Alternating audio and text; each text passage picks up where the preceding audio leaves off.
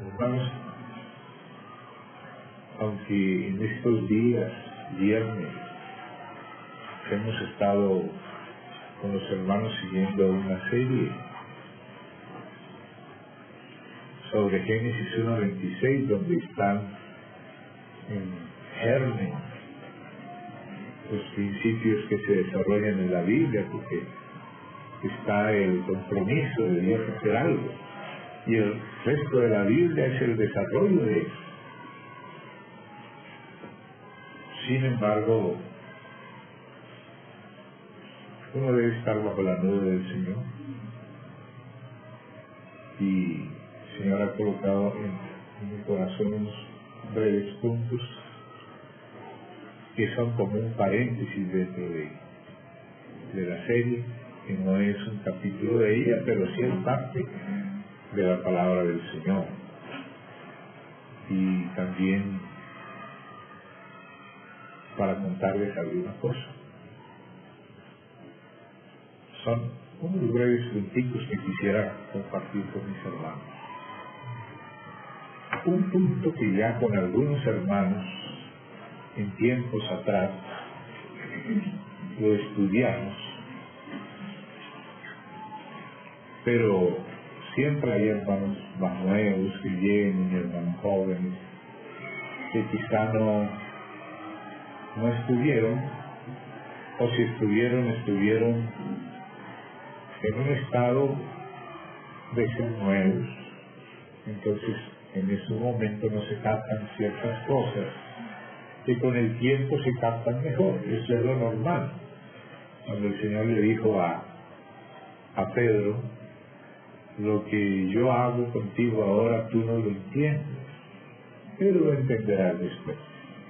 O sea, las cosas espirituales son así, requieren algo más que el entendimiento natural, algo más que el entendimiento de nuestra naturalidad. Requieren un toque, un soplo del Espíritu. Dice en el libro de Job: el soplo del Omnipotente le hace que entienda.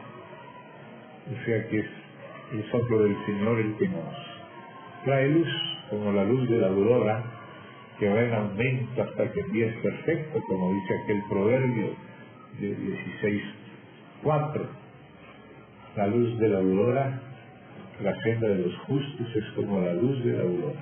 La luz de la aurora no aparece de golpe, sino que día a poquito se va aclarando, y del oscuro va viendo un azul oscuro, luego un azul menos oscuro, y hay un azul clarito, y llega a ser un hermoso día, llega a ser un día soleado. Así es la senda de los justos, y a poquito el Señor nos hace ir entendiendo y vivir en su luz. Necesito recordar a los hermanos, y especialmente a los más jóvenes, pero todos somos jóvenes, aunque ya cumplí 60, pero uno sigue siendo muchacho. Necesita uno también refrescar ciertas cosas. Y mientras estaba procurando atender al Espíritu del Señor, el Señor me ponía algunas cosas para compartir antes de continuar con lo que estábamos estudiando. Y una de ellas tiene que ver, uno de los puntitos, tiene que ver con el perdón de Dios. El perdón de Dios. Dios toma la iniciativa en perdonarnos. Dice la Escritura que Él nos dio vida cuando estábamos muertos en delitos y pecados. El Hijo del Hombre vino a buscar lo que estaba perdido. O sea que Dios toma la iniciativa, y Dios es el primero que nos extiende la mano. Eso no es el carácter de Dios. Dice Juan: no es que nosotros hayamos amado a Dios, sino que Él nos amó primero. Entonces, Nadie de nosotros sería salvo si Dios no hubiera tomado la decisión de salvarnos. Pero Dios no puede traicionarse a sí mismo, como lo dice también en otro lugar la Biblia, que aunque nosotros somos infieles, Él permanece fiel. Él no puede negarse a sí mismo, Él no puede dejar de ser fiel. La fidelidad, la lealtad, la buena voluntad es su naturaleza intrínseca. Entonces Él toma la iniciativa y digamos que Dios nos perdona antes de que nosotros le pidamos perdón. O sea que antes inclusive que nosotros naciéramos y pecáramos, ya Él había decidido que cuando llegasen nuestros pecados Él los iba a perdonar. Y los iba a perdonar sobre una base de justicia.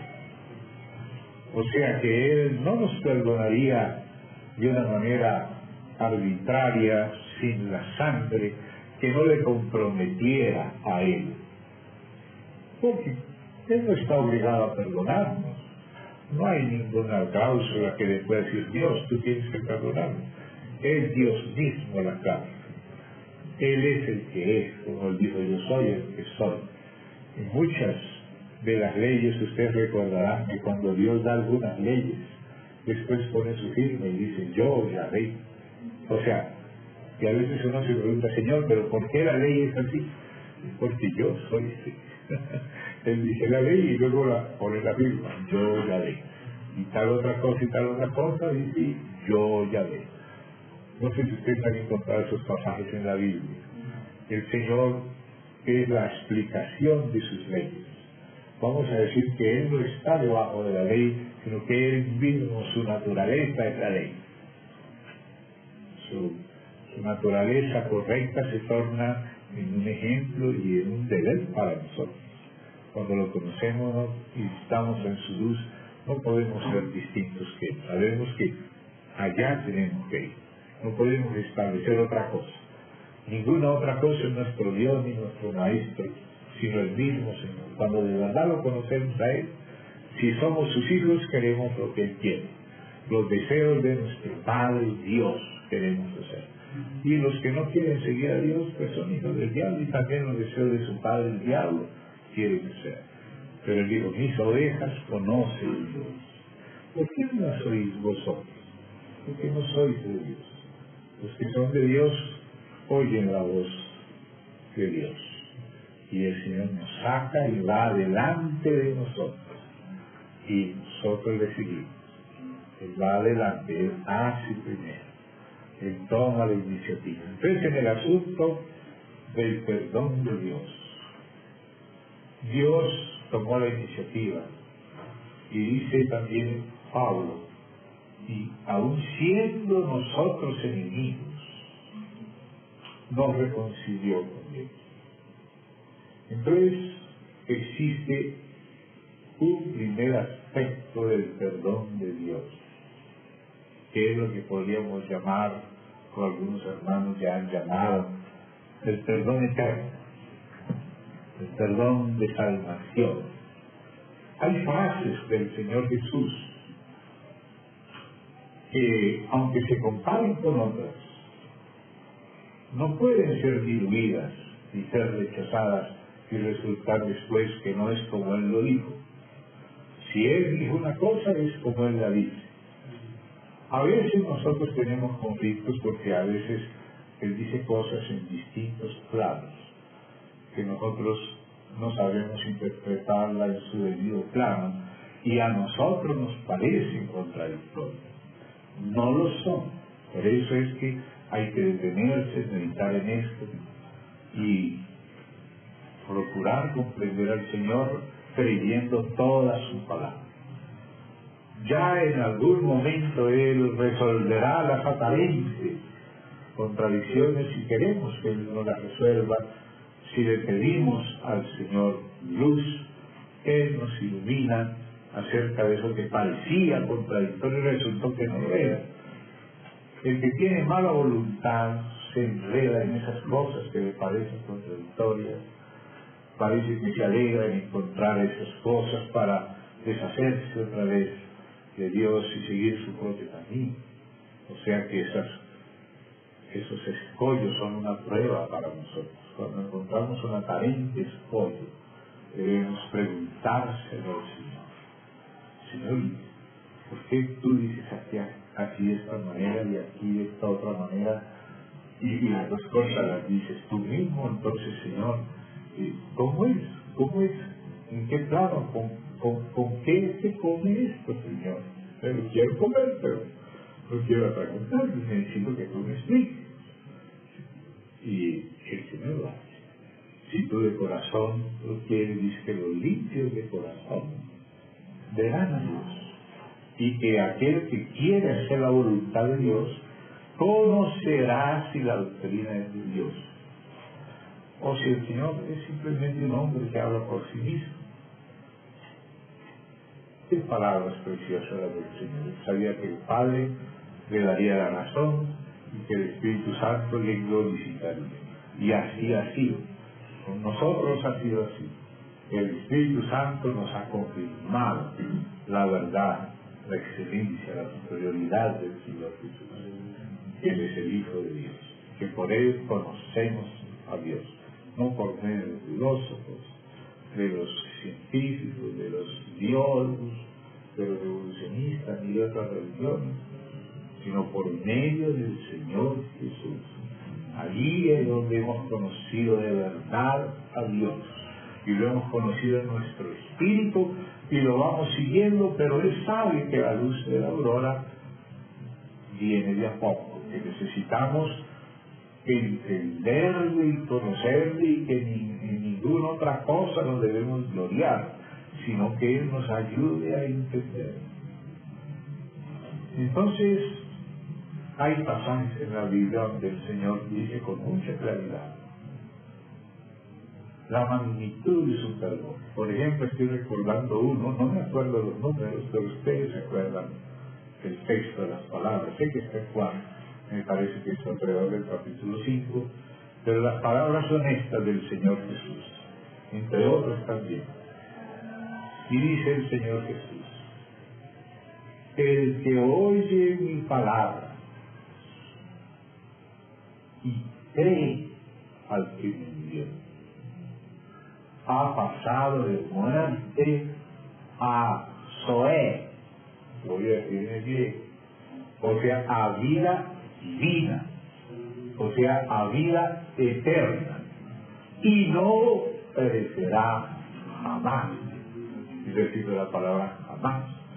Zoé ha pasado de muerte a vida, pero no a cualquier clase de vida, no, a vida eterna, participantes de la naturaleza divina, y no pereceremos jamás.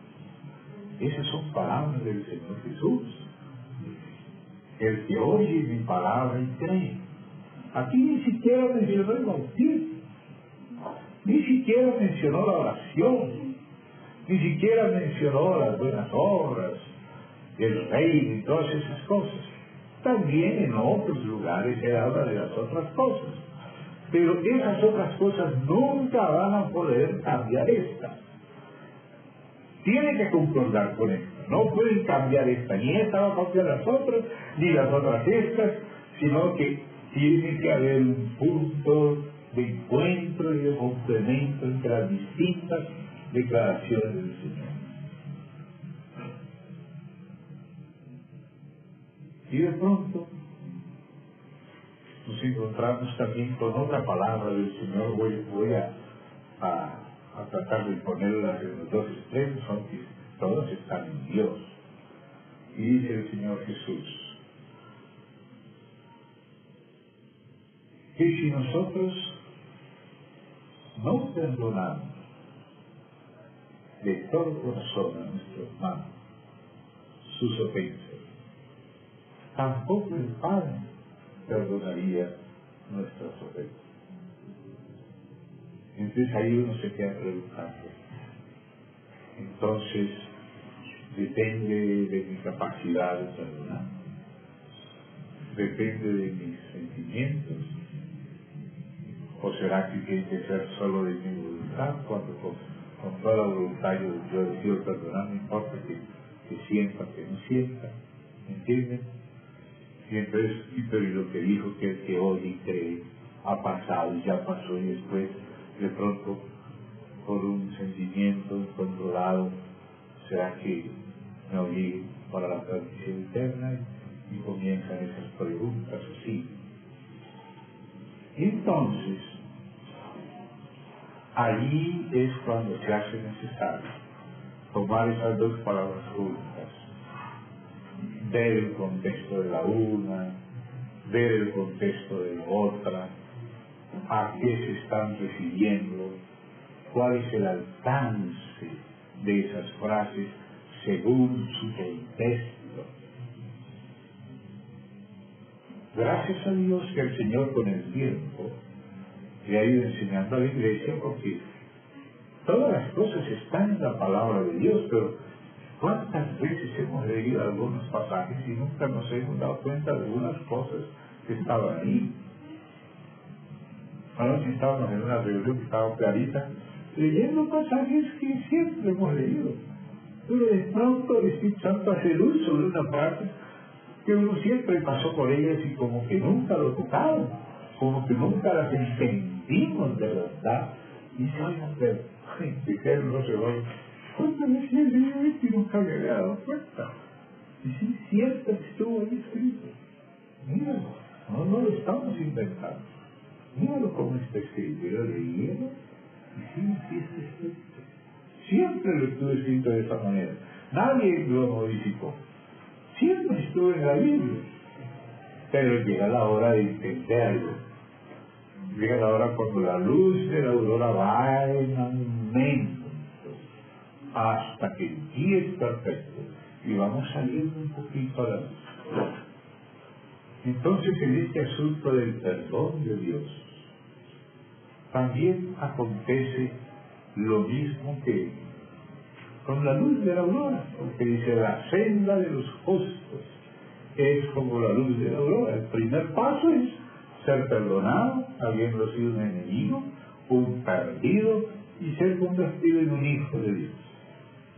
Pero de pronto ese hijo de Dios a veces está en el espíritu, porque nació, no, pero a veces anda en la carne, a veces no sabe lo que es el espíritu ni del alma, a veces no entiende ni que son dos cosas relacionadas pero diferentes. Algunos dicen que es la misma cosa, que son bipartitos, otros dicen que son tres cosas, que son tripartitos o tripartistas, que creemos que espíritu, alma y cuerpo son las tres partes, y otros dicen que dos. Entonces, sin embargo, poco a poco ya somos hijos, ya somos salvos, y a la vez dice que vamos siendo salvos, y a la vez dice que vamos a ser salvos. Entonces la pregunta es: ¿será que somos salvos? ¿O que estamos siendo salvos? ¿O que vamos a ser salvos? Y las tres cosas son verdad. Lo que pasa es que, por ejemplo, que somos salvos se refiere a nuestro espíritu. El que vamos siendo salvos y nos vamos ocupando de nuestra salvación se refiere a nuestra alma. Y el que vamos a ser salvos y la salvación que se nos traerá cuando Jesucristo pero manifestado, como dice Pedro, tiene que ver también con nuestro cuerpo. Pero a veces, cuando todavía el Espíritu Santo no nos pone las cosas en lugar, quedamos así y salen las distintas denominaciones y movimientos discutiendo uno por otro, porque uno sostiene una parte y el otro la otra, y al fin dice: ¿somos salvos o seremos salvos cuando Él venga? Y uno muestra los versículos y otro muestra los otros. Como si fueran dos bandos, y no son dos bandos. Las cosas todas que están en la palabra son verdaderas, pero se refieren a distintos aspectos. Y en el asunto del perdón de Dios tenemos que ver también esos aspectos. Entonces la palabra del Señor, así como hemos recordado de la iniciativa del Señor, que nos amó por amor eterno, nos escogió según nos conoció y nos escogió en Cristo. Y a los que antes conoció, a eso los predestinó, y a eso los llamó, y a eso los justificó, y a eso los glorificó. Ya Pablo lo dice como un hecho decretado y realizado en Cristo, y que el Espíritu va pasando a nosotros progresivamente, y en su debido momento también pasará a nosotros la glorificación que ya nos dio en la glorificación de Cristo, que ya está glorificado como hombre. La glorificación de nuestra humanidad ya se completó en aquel que está a la diestra del Padre. Hay un hombre en la gloria. Ahora, ese hombre en la gloria es como la panela que hay que poner en la otra panela, o sea, en Brasil llaman olla, le llaman panela en Brasil. Es por eso digo otra panela. Tú pones en una olla con agua, pones la panela, y luego esa panela empieza a destilar, hasta que pasa todo el agua y toda el agua queda convertida en agua panela. Y digamos que todo lo que el Señor consiguió es como la panela. Que Dios lo apoye en el agua, que no tiene todavía nada de dulce, que es algunos otros. Pero el Señor empieza a destilar, y de esa panela se va derritiendo en el agua, hasta que se pasa completamente al agua, y el agua queda agua de panela. Eso es lo que está haciendo el Señor, digamos una parábola, el dispensar del Señor. Pero empieza por el Espíritu. Entonces hay un perdón que tiene que ver primeramente también con nuestro Espíritu. Es el perdón eterno, es el perdón que nos hace hijos para siempre. Cuando Dios nos perdona y dice que se olvida de nuestros pecados, y nos da su Espíritu y nos hace nacer de nuevo, y ahora somos hijos de Dios con vida eterna. No podemos ser hijos de Dios por la mañana y luego que empezamos a las 9:30 de la mañana, y ahí dejamos de ser hijos de Dios, nos arrepentimos a las 11, y a las 11 volvemos a ser hijos de Dios, pero a las 3 de la tarde otra vez nos enojamos con el hijo, con el esposo, o con el vecino, con el presidente, quizás con la Illuminati, y tenemos que pedir perdón al Señor, y bueno, y nos perdona de nuevo a las 4 y volvemos a ser hijos. No. Cuando somos hijos, ya lo somos para siempre. Porque cuando Él nos da su Espíritu, dice la Escritura, nos lo da para siempre. Entonces, el primer aspecto del perdón es ese perdón eterno, donde el Señor te perdona todo lo que tú eres y lo que hiciste, porque Él te cargó sobre ti y todos tus pecados, y murió por ti, te crucificó con Él, resucitó y te dio su vida y su Espíritu y su perdón. Ahora eres un hijo y eres una persona salva. Entonces, respecto a ese primer aspecto inicial, que tiene que ver con el perdón eterno de Dios Salvador, entonces el Señor dice por medio de Juan: os escribo a vosotros, hijitos, que creéis en el nombre del Hijo de Dios, para que sepáis que tenéis vida eterna. Entonces, Él ya nos dice que si nosotros somos los hijos de Dios, que creemos que Jesús es el Hijo de Dios, ya tenemos vida eterna. O sea, tenemos la vida divina, con la naturaleza divina, con el Espíritu divino unido a nuestro Espíritu, y somos nacidos del Espíritu, no de carne y sangre, por la fe, de una manera instantánea y para siempre jamás. Ese es un aspecto del perdón que siempre debemos creer. Debemos creer en esas palabras, porque hay muchas palabras y debemos creer en todas, pero saber dónde va cada una, y vamos a decirlo así, con qué se come cada una. Ahora, de pronto, como lo conversábamos cuando atrás lo estudiamos hace unos años con algunos hermanos, hoy que veo más hermanos más nuevos y más jóvenes, vuelvo a repetir esto para que lo intentamos otra vez. Ya en la caminata, y por eso es que los judíos estaban buscando la famosa vaca roja, porque había el Cordero de la Pascua, que era pues para ser libres de Egipto y entrar en la caminata del pueblo del Señor, y ellos fueron libres por la Pascua. Y dice el Señor, yo le de la sangre, pasaré de vosotros. Y cuando viene el juicio de Dios a visitar a los egipcios y también a los israelitas, ellos estaban bajo la sangre. No era por ser israelitas que el juicio se detenía sobre ellos, era porque estaban bajo la sangre. Dios no dijo, veré si sois israelitas, no, veré la sangre. Si los israelitas no están bajo la sangre, y le pasaba igual que a los egipcios. Pero digo, veré la sangre y pasaré de vosotros, porque la sangre significa que la ira de Dios, que es justa, que es santa, fue derramada en ese cordero, y por eso está su sangre ahí en la fuerza. Y ellos están salpicados por su sangre, porque la sangre se rociaba. O sea, nosotros quedamos bajo la sangre, gracias a Dios. Y el Señor de la sangre y nos perdona, pasa por alto nuestros pecados. Él no perdona sin el sacrificio, para que el perdón satisfaga su justicia. Porque si nosotros pecamos y él se hace tonto, irresponsable, entonces sería como un papá irresponsable, que su hijo hace lo que le da, ay, lo perdona, como es mi hijo, haga lo que quiera. No, lo perdona porque el Cordero murió, porque el Cordero murió, por eso es el perdón. Y nos enseña esa ley, el Cordero es la base, su sangre derramada, su muerte expiatoria son la base, o es la base de nuestra salvación eterna. Y es un regalo, no por obras, para que nadie se gloríe. Es un aspecto de la salvación. Pero cuando vamos a estudiar todos los versículos que hablan de la salvación, encontramos unos tan raros. Por una parte dice así, no son raros en el sentido que no sean de Dios.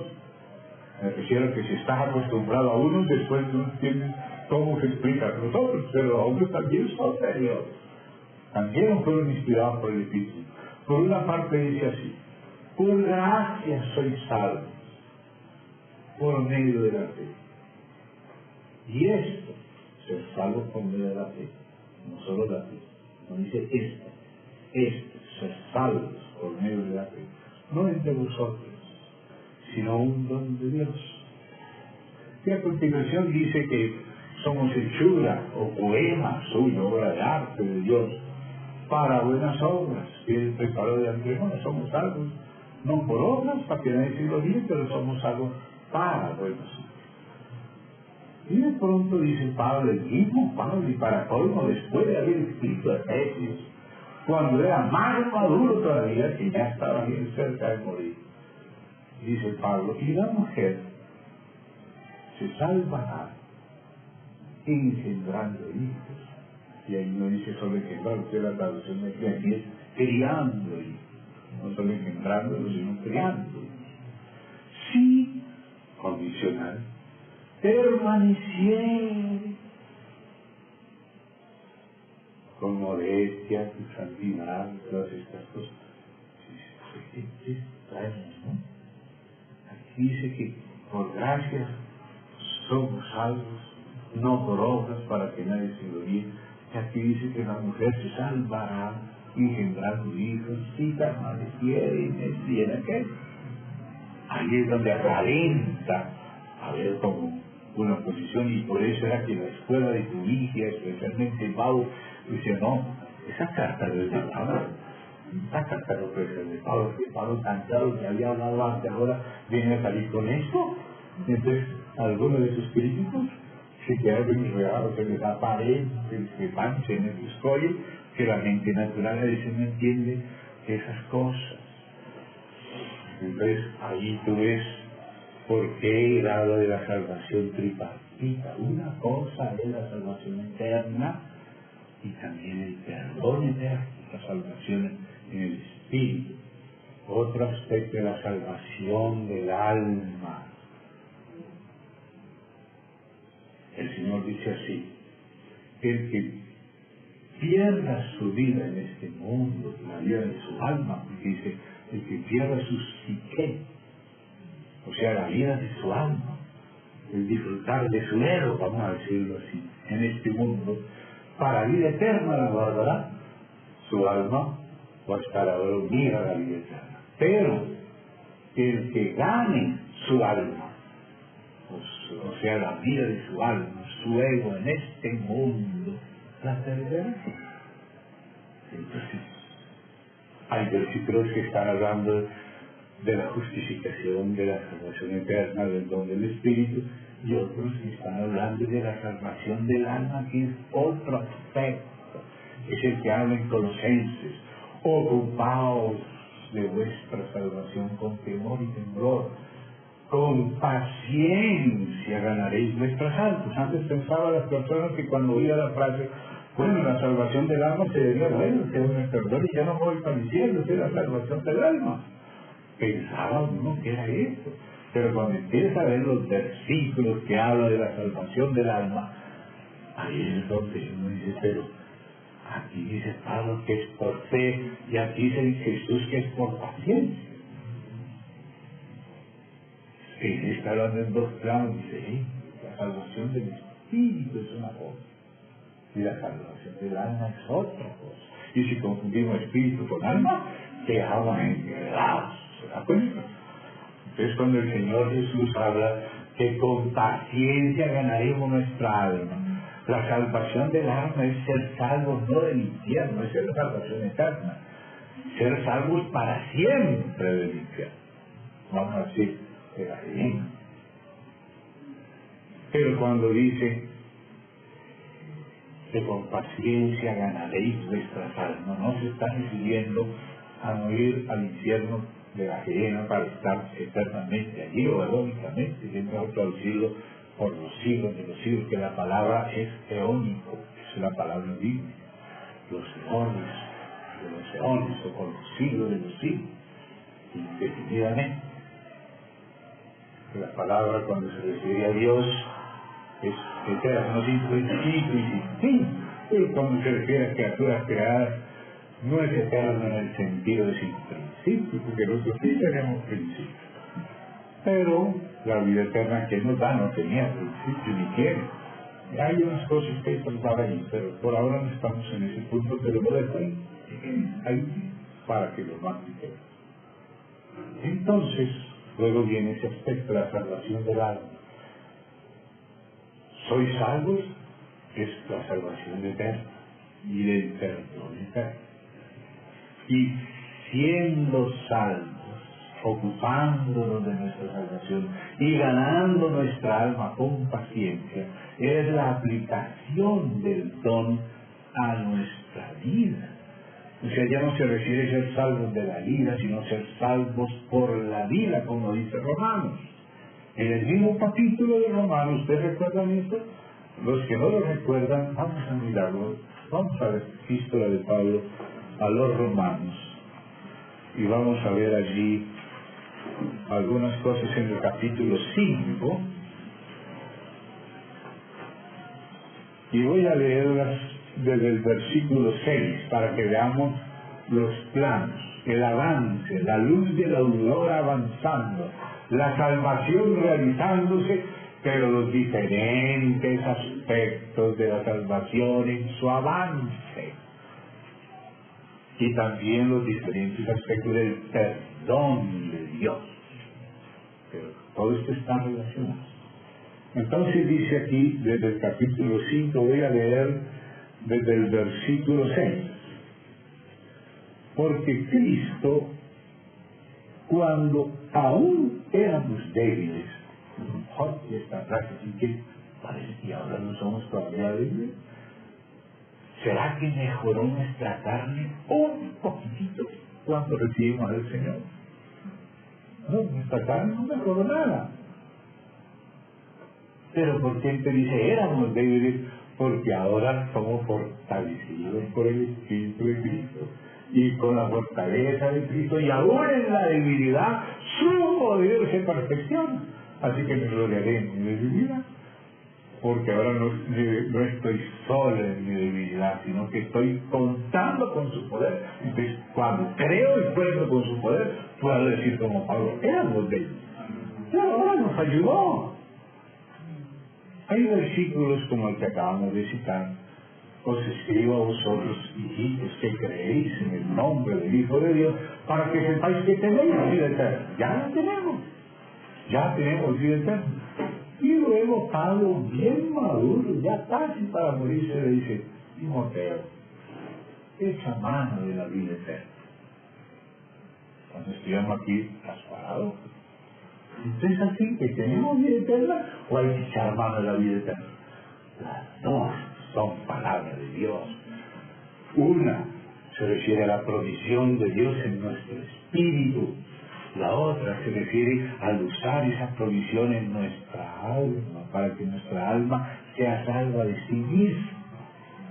Ya fuimos salvos de la condenación eterna con el Señor Jesús, con su sangre, con su perdón, pero todavía tenemos un poco de mal genio, a veces no tampoco, y tenemos otros problemas porque nuestra carne y nuestra alma no han mejorado. Ahora toca ganar el alma, y mientras vamos ganando el alma todavía el cuerpo es un...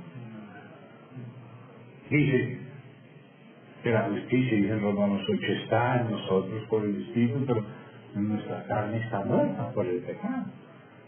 Y lo dice Pablo en Romanos 8, nada menos que en el 8 dice que está muerta, pero que ahora por el Espíritu sí. Entonces nos damos cuenta que lo que somos jurídicamente y el don de la provisión es un inicio. Pero ahora hay que tomar esa provisión, y por la fe que recibimos el perdón, ahora tenemos que aplicar lo que nos fue dado en Cristo y por el Espíritu, aplicarlo a nuestra alma, o sea, a todos nuestros pensamientos, a todos nuestros sentimientos, en todas nuestras intenciones y motivos. Es otra cosa, es la salvación del alma. O sea, Él nos perdonó y nos hizo hijos. Entonces tenemos algo que es de Dios, que es el Espíritu.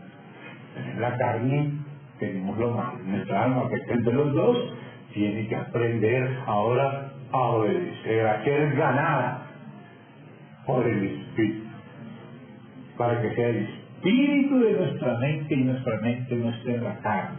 O sea, ganar el alma es que todos nuestros pensamientos sean espirituales. Eso es distinto de lo que la salvación del alma es otra cosa. Pero si yo dejo mis pensamientos vagar en porquerías, no es que deje de ser un hijo, pero pequé y perdí comunión con Dios. No es que deje de ser un hijo, no es que el Señor no more en mí, pero lo contristé. Que necesito confesar otra vez mi pecado para restaurar la comunión con Dios. Entonces, la salvación del Espíritu es una cosa, y el perdón eterno está relacionado con ello. Y la salvación del alma es otra cosa, y el perdón ya no eterno, sino de restauración de la comunión. Como decía David: vuélveme el gozo de mi salvación. No es que hubiera perdido la salvación, pero el gozo, sí, el Padre, no era que no era su Padre, pero el Padre dice que castiga a todos y azota a todos los que reciben por hijo. Qué raro, diría uno, pero si ya soy hijo, ya me perdonó, soy una criatura, ¿cómo me va a castigar? ¿Y por qué me va a castigar? ¿Será que ya no me ama? ¿Será que no era firme en su elección? Y ahí dice, para ser firme en la elección, esa frase, hacer firme en la elección. No es que la elección sea imprenta, hacer firme es en nuestra fe, que tengamos la certeza, nosotros, que fuimos elegidos. No se refiere a Dios, se refiere a nosotros, a la vacilación nuestra, que a veces dudamos, o nuestro Satanás nos quiere hacer dudar. Cuando nos pone la zancadilla y nos caemos y nos embarramos, y dice, el cristiano es usted, ni hijo de Dios. Eso no es para usted, mándese al mundo, eso es usted, pero allá, eso es mojigata, allá es cristiano. Usted aprovecha la vida, es decir, dálela para perderla. Perder el alma, entonces ya esa alma no va a tener los gozos superiores que podría tener en el reino. Porque mientras más cerca estemos y mejor recompensados estemos en el milenio, en el reino, es mejor, porque es en relación con el reino que se habla de la salvación del alma. El que la pierda aquí la hará para la vida eterna. Y la vida eterna comenzó ahora a ser recibida y a ser aprovechada para que nuestro espíritu sea regenerado. Primero ese es el inicio, y entonces nuestra alma sea renovada, y por la renovación sea transformada, o sea ganada. Con paciencia ganaréis vuestras almas. Ya no es solo por la fe. Por la fe ganamos es la salvación eterna. Pero la del alma, o sea, ser salvos de nosotros mismos, ser salvos de nuestras torceduras, de nuestra astucia, de nuestra hipocresía, de nuestra indiferencia, de nuestro egoísmo, es distinto que ser salvo de la condenación eterna. No vamos a ir tras eones por los siglos de los siglos. Es otro aspecto de la salvación del alma.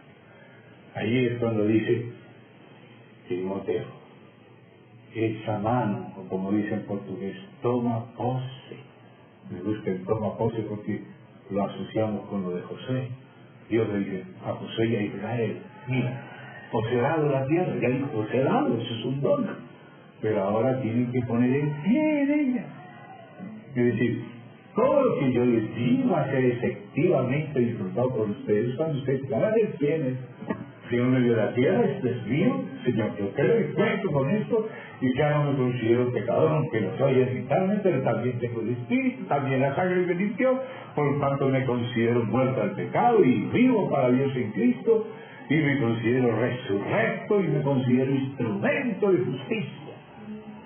Y entonces ahí es cuando pone el pie en la tierra. Ahí es cuando la vida que recibiste de gracia, ahora con el esfuerzo en la gracia y en la que se aplica mi experiencia y me va librando de lo que yo soy. Yo soy egoísta, pero dice, no puedo seguir siendo este miserable, esta en que de vergüenza, que me daba cuenta, todo estaba bien, ahora sí me da vergüenza.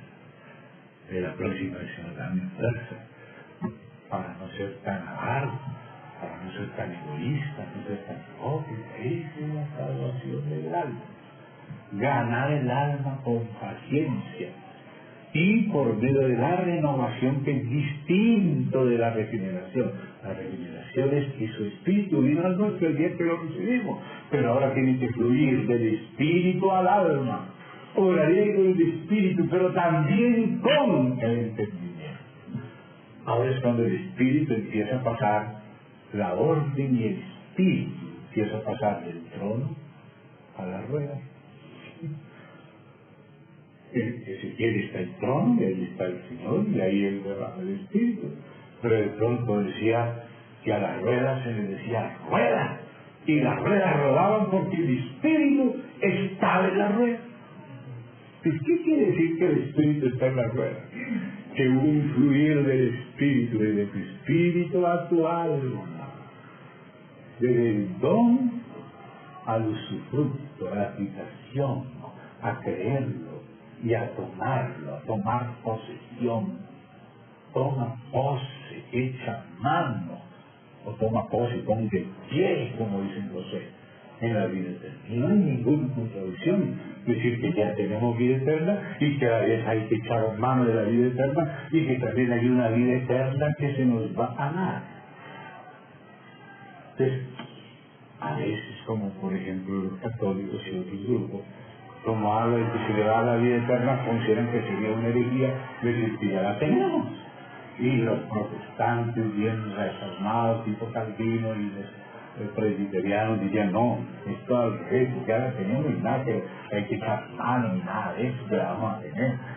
Dice con paciencia, no es con caer. Pero ustedes, ¿quién fue el que dijo que es con paciencia, que se ganará el alma? No fue Jesús. Y también nos dice que por la fe, que ya El que oye mi palabra y cree tiene vida eterna y ha pasado de muerte a vida y ya no vendrá condenación. Eso no lo dijo Jesús, sí, Jesús dijo las dos cosas. Uno se refiere a una cosa y otra se refiere a otra cosa y no son contradictorias y necesitamos todas esas cosas. Entonces uno pensaría, no es que Pablo decayó de la fe que había dicho antes, que por gracia somos salvos y no por obra. Y ahí de Egipto seguramente se le cruzaron los caminos, que la mujer se salvará en el río. No, es que esa salvación que habla en Timoteo es más avanzada que la de Efesios. Uno pensaría que es más avanzada que la principal es la de Efesios y esa de Timoteo. Es como que ese no fue Pablo, ese corrido que sabe que le echó la culpa a Pablo, firmó como si fuera Pablo, pero no, está enseñando distinto. ¿Cómo que distinto? Está enseñando lo mismo. ¿Acaso también en Gálatas no hablaba del Espíritu? Y no hablaba de que la fe también se perfecciona por las obras y por el amor.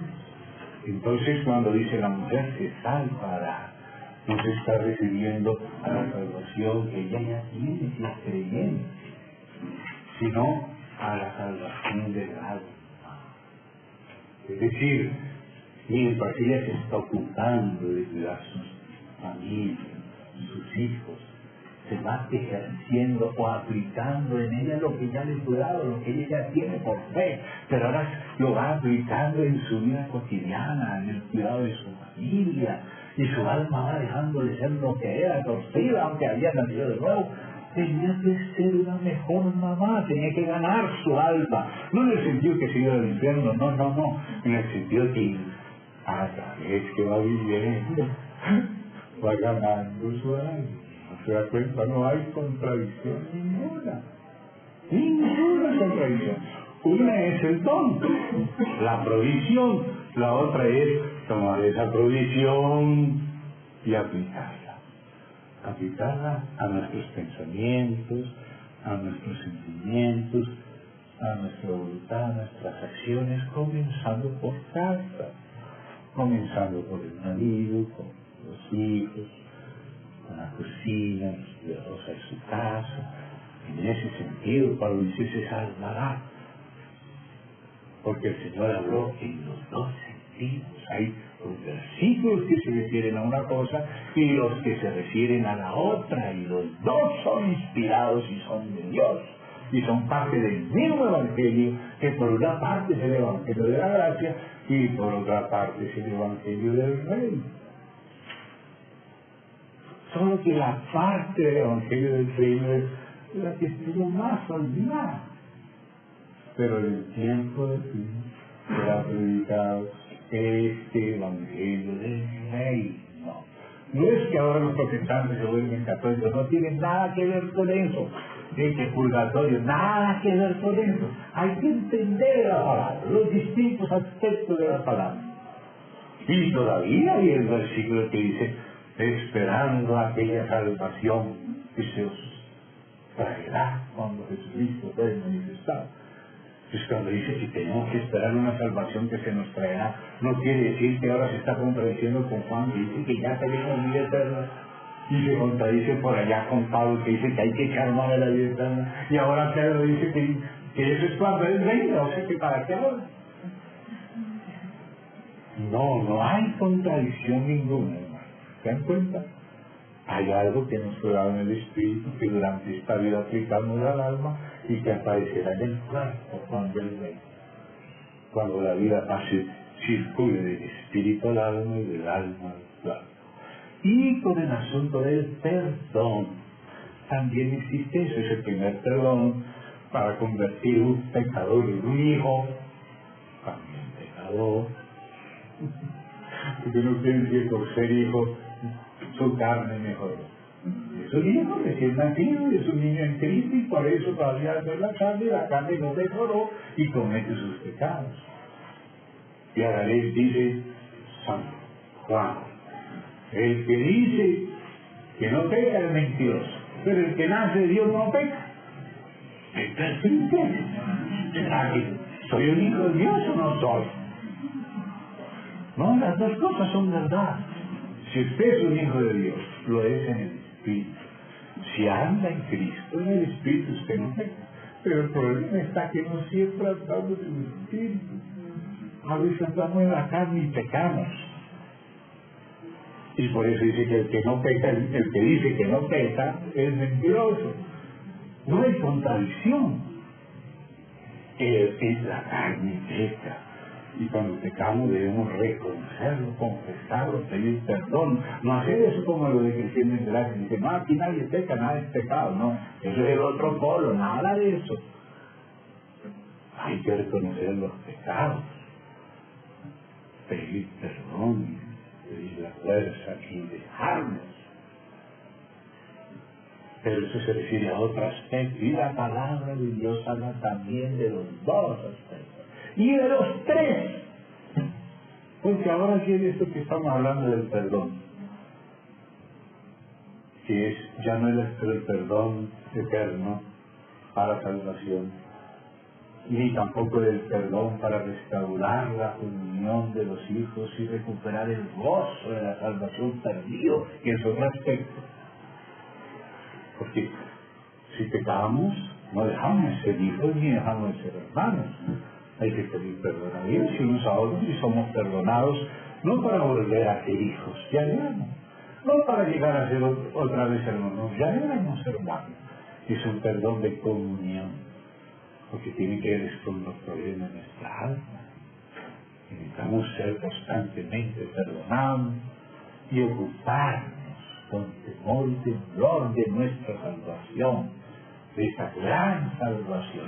Entonces cuando dice Lucas allí en Hebreos, esa gran salvación, ahí se está refiriendo a todos los aspectos de la salvación, hasta la vejez, como aquella de la mujer, tal vez que dando hijos, y tal cosa, todo. La gran salvación abarca todo ese avance, ese río de la salvación, que no solo es jurídico, sino orgánico.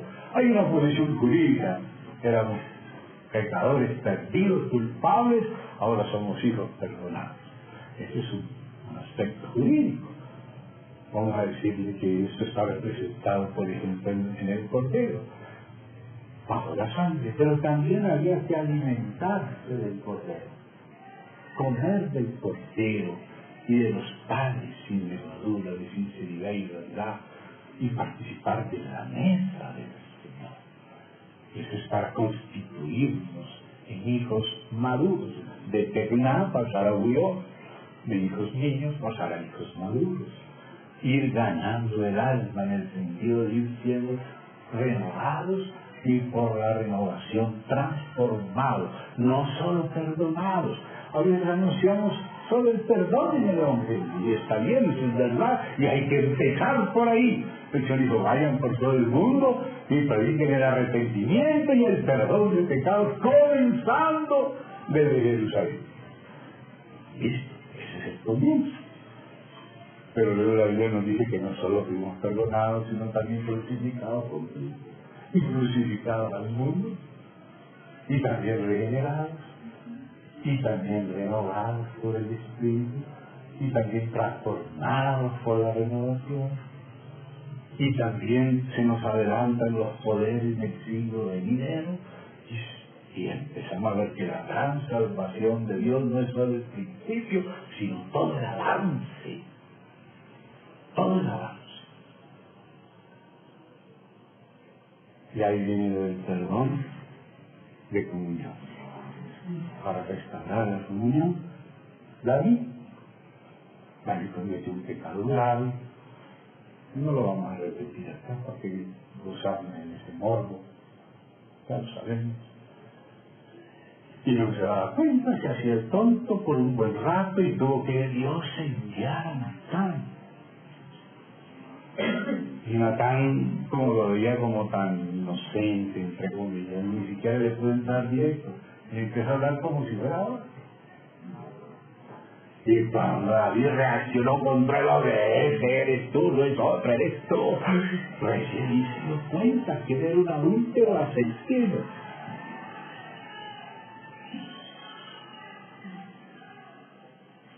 Y ahí se arrepintió de corazón. Ahí lo tocó Dios y murió. Escribió ese famoso Salmo 51, que cuando uno lo lee se refiere a eso. Y luego le dice Dios por Natán: Dios ha perdonado tu pecado. Y Dios lo perdonó. Fue cuando él recibió otra vez de vuelta el gozo de la salvación. ¿Por qué? Él estaba anticipando a Cristo con los corderos, sacrificios, y con el corazón contrito y humillado, etc. Y bueno, Dios mantuvo comunión con David, David siguió manteniendo comunión con Dios, ya Dios lo perdonó y se lo dijo por Natán: Dios ha perdonado tu pecado. Ahí tuvo el perdón de comunión, y de pronto se enfermó el bebé que tuvo con Betsabé. No Salomón, era anterior a Salomón. Se enfermó. Se habían podido morir de muerte, pero Dios conoce a David, lo perdonó, lo ama. Incluso dice: es un hombre conforme a su corazón. Un hombre que adulteró y mató. Dice Dios que es conforme a su corazón, que la arrepintió sinceramente. Pero Dios ama a David. Dios sabe que David necesita un poquito más que perdón eterno y perdón de comunión. Él necesita ser formado. Necesita vivir bajo el discipulado, o sea, la disciplina. Porque a veces pensamos que el discipulado, pero discípulo y disciplina tienen la misma raíz. Un verdadero discípulo no es solo un creyente, es una persona que se somete a la disciplina. Entonces el Señor dice así: yo amo, yo reprendo y castigo a todos los que amo. Sed pues celoso y arrepiento. Y se lo dice a toda la iglesia. Se lo dice a toda la iglesia. Yo reprendo y castigo. Yo ya pensaría que la reprensión era un castigo terrible, y no era todavía el castigo, era solo la reprensión. Pero hay una ahí: yo reprendo y castigo a todos los que amo. Sé pues celoso, porque no está siendo celoso, está siendo indiferente, está siendo disoluto, está perdiendo el tiempo en boberías. Y el enemigo: yo te he perdonado, pero voy a tener que entrenarte como soldado. Entonces se le enfermó de bebé. Y él empieza a orar y a ayunar, y el sufrimiento de ver al niño sufrir, porque los padres cuando ven a sufrir al hijo sufren como si fuera el propio hijo. Preferiría que les pase a ellos, ¿no? ¿Viste? Y Dios ya se iba a llevar el bebecito a descansar por siempre. Le dejó un poquito de enfermedad, que él no era ni tan consciente como David, ¿sabes? Y Dios no le curaba el muchachito. Y él insistía, y ayunaba y se humillaba, y se le murió el muchachito. Y luego se le reveló el muchachón, el otro, Absalón. Y luego un hermano mató al otro, y empezaron a haber un montón de problemas. Pero Dios le había dicho: ya te he perdonado. O sea, el perdón de comunión ya había sido dado, y él había restaurado la comunión con Dios, y oraba y se humillaba con sinceridad. Pero Dios es sabio. Dios sabe que si nos deja las cosas demasiado facilitas, no nos transforma. Hermano, lo que no nos toca, no nos transforma. Y a veces, como que queremos abusar del perdón de comunión, y queremos que ya nos perdone rápido, hermano, ya me perdona, ya me perdona, voy a hacer otra vez de la mía. Y Dios sabe que necesitamos tener más conciencia de la locura que somos capaces, como ustedes. Ya nos perdonó la que hicimos, pero nos tiene que corregir, disciplinar, además de reprender. Y ahí vienen cosas que acontecen que se llama la disciplina. La disciplina. Entonces, Dios, como es sabio, sabe hasta cuándo debe venir la disciplina de la persona, que la persona ya hizo la cosa. Bueno, me perdona, dice, ya, aleluya, perdonó, ni siquiera dijimos que fuera la falla que cometimos, nada, solo queremos ser perdonados y ya cumplimos, ya estoy feliz. Eso todavía no nos hace conscientes de la realidad de las cosas espirituales y las malignas. Tenemos que aprender a tener de nosotros mismos. Y eso no es así. Ya que acabó. No, hermano.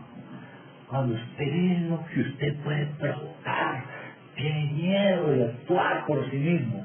Ahí es decir, estamos llegando a lo que Dios quiere. Y entonces para eso se necesita la disciplina. Entonces, cuando Dios dice, pues, hasta allá. Mucho que he corregido, le dice también a la esposa que ha menospreciado, que ha pasado todo esto, ha pasado sufrimientos, Israel, su pueblo.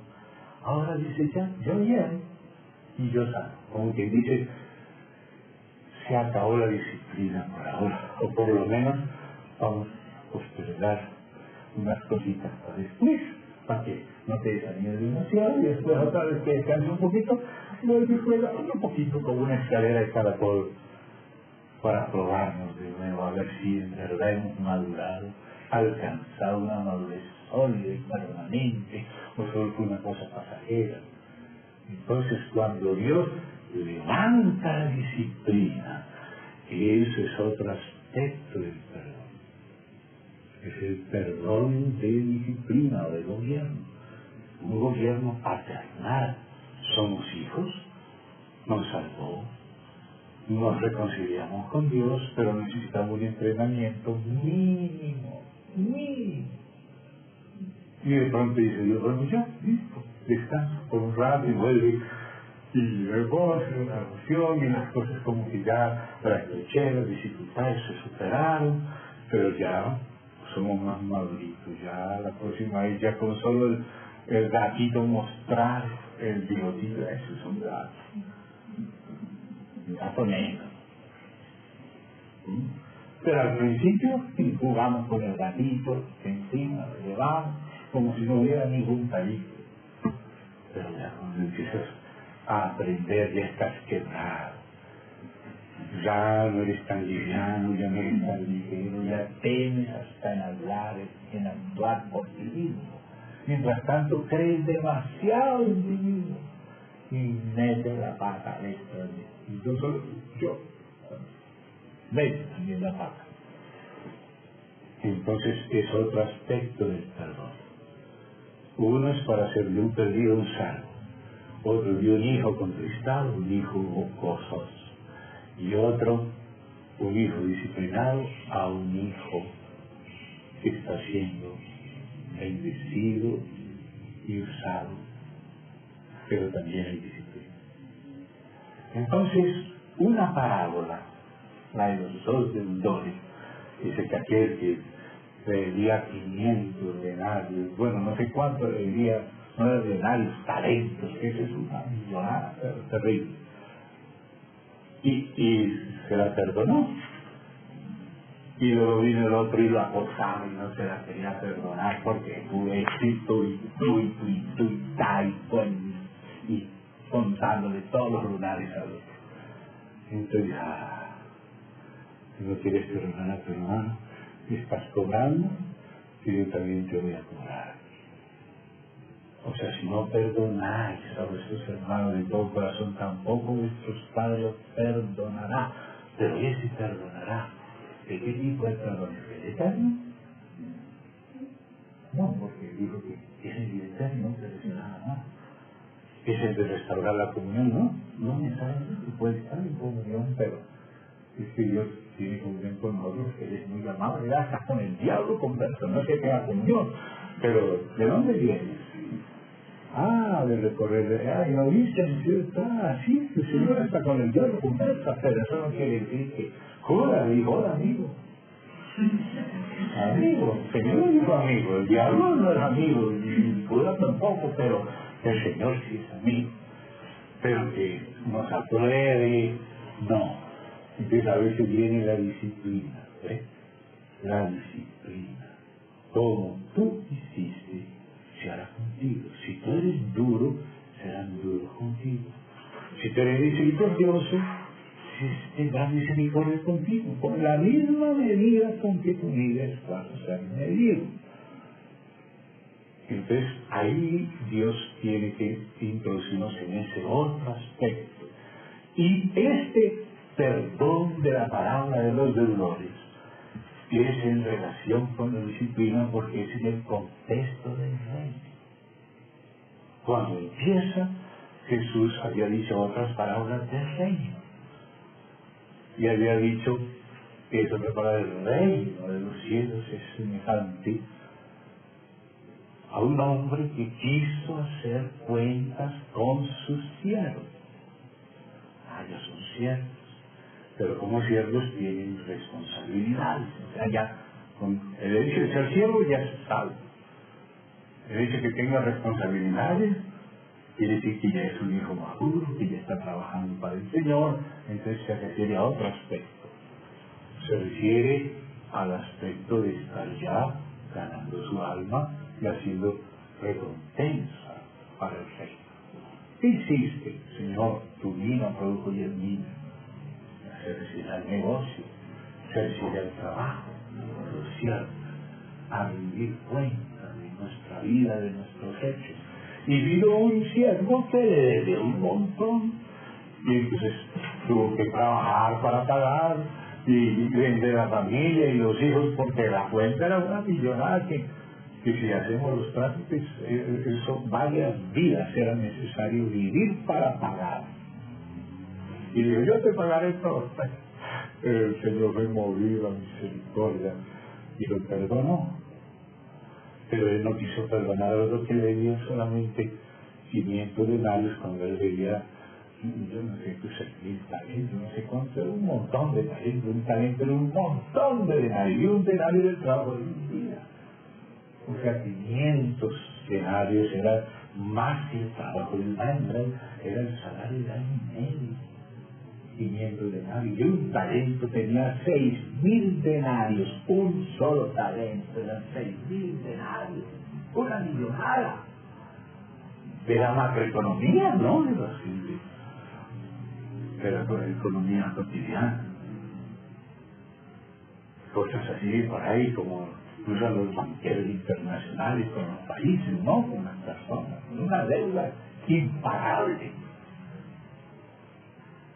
que había que venderlo a él para que trabajara como esclavo toda la vida, y su esposa también, y sus hijos también. Y creo que ni hasta los nietos alcanzarían a pagar la deuda. Pero el Señor se la perdonó por ser bueno, porque fue movido a misericordia. Pero el otro ahogaba al otro y lo echó a la cárcel. Y saben una cosa, hermanos, en el Imperio Romano no se podía echar a la cárcel a alguien tan rápido. El Imperio Romano era el que establecía el derecho romano. Y el derecho romano tenía varios juicios, y tenía que pedir uno, después subían testigos, y luego el otro, y el otro, y un trámite larguísimo para que hubiera conciliación, y si no hay por fin lo iba a la cárcel.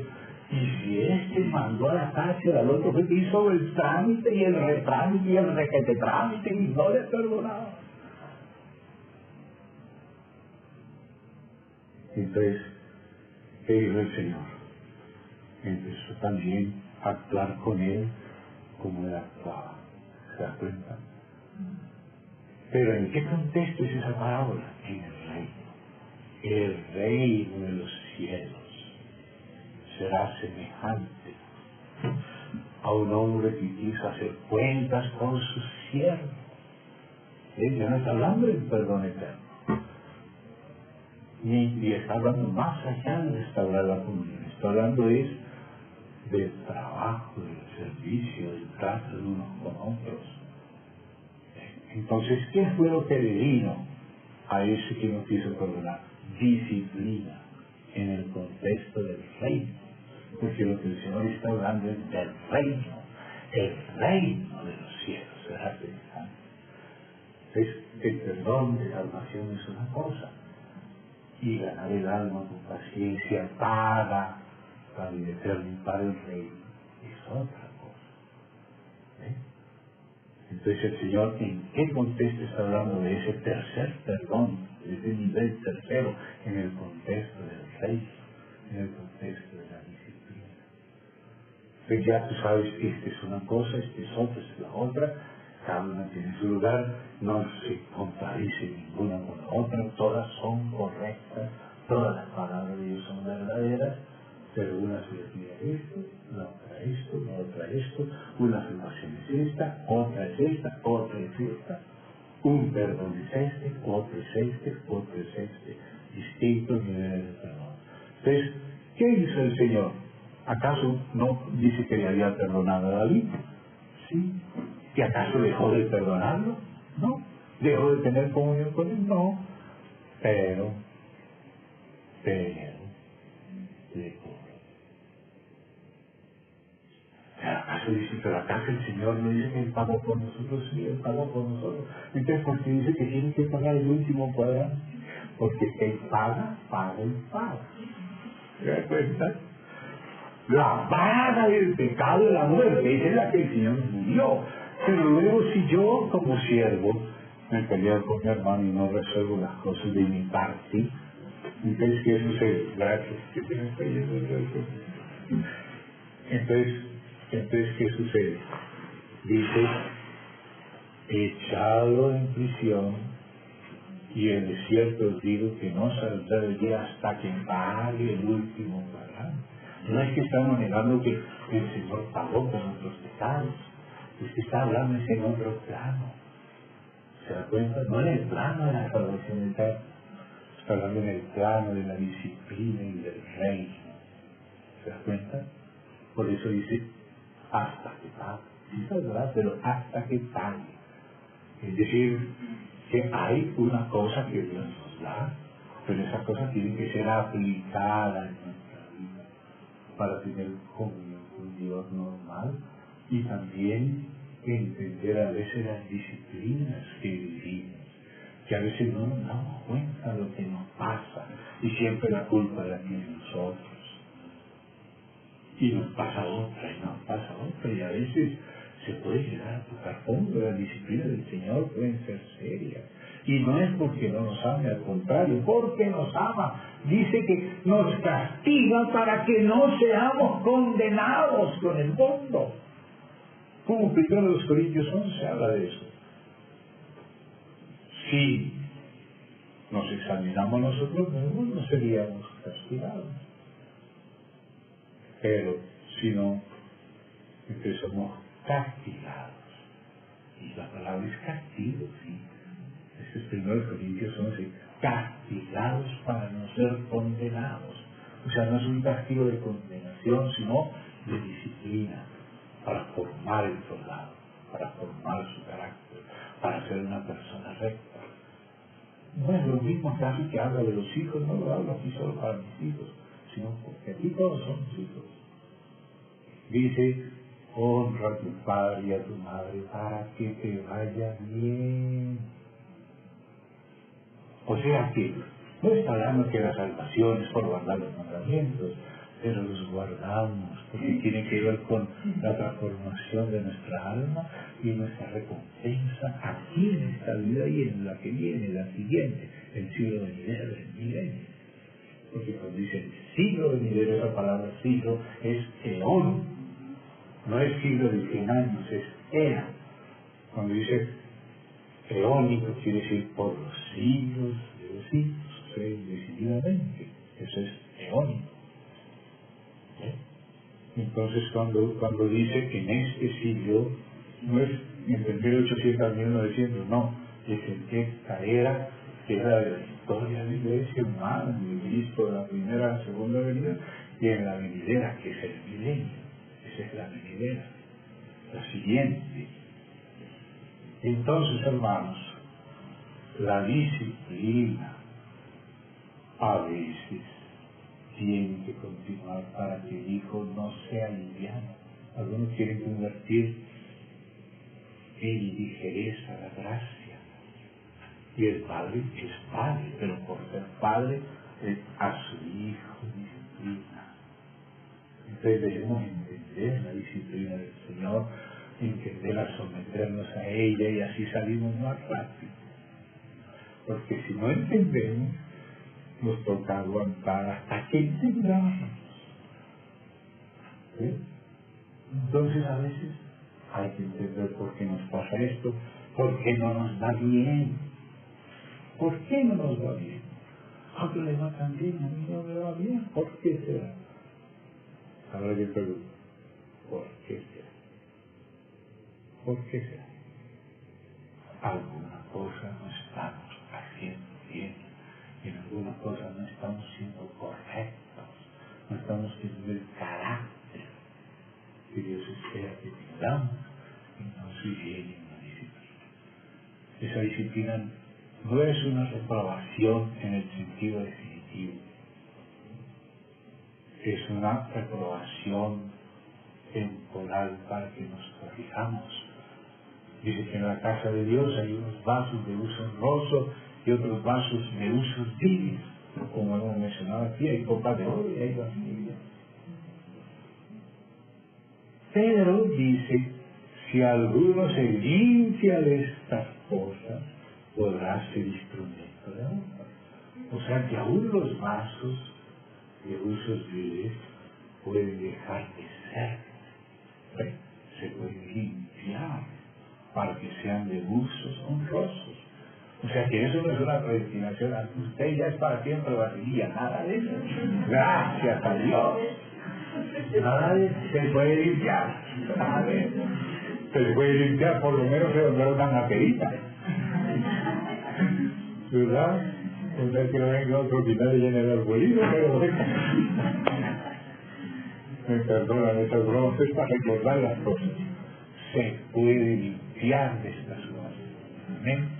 Entonces son niveles diferentes que hay que tener en cuenta y hay que estar allí delante del Señor para que Él nos consolide en el espíritu, en el alma y en el cuerpo, porque algunas enfermedades del cuerpo son corrección, no todas, pero algunas. El hermano Clecio Moreles escribió un librito, 7 causas del sufrimiento, no hay una sola causa, 7 casos diferentes por los que se sufre. Uno de esos es porque no nos examinamos a nosotros mismos. Esa es una de las 7 causas. Entonces, hermano, voy a parar aquí y no voy ni a mencionar los otros puntitos porque será para muchos después, si Dios lo permite. Oremos, hermanos.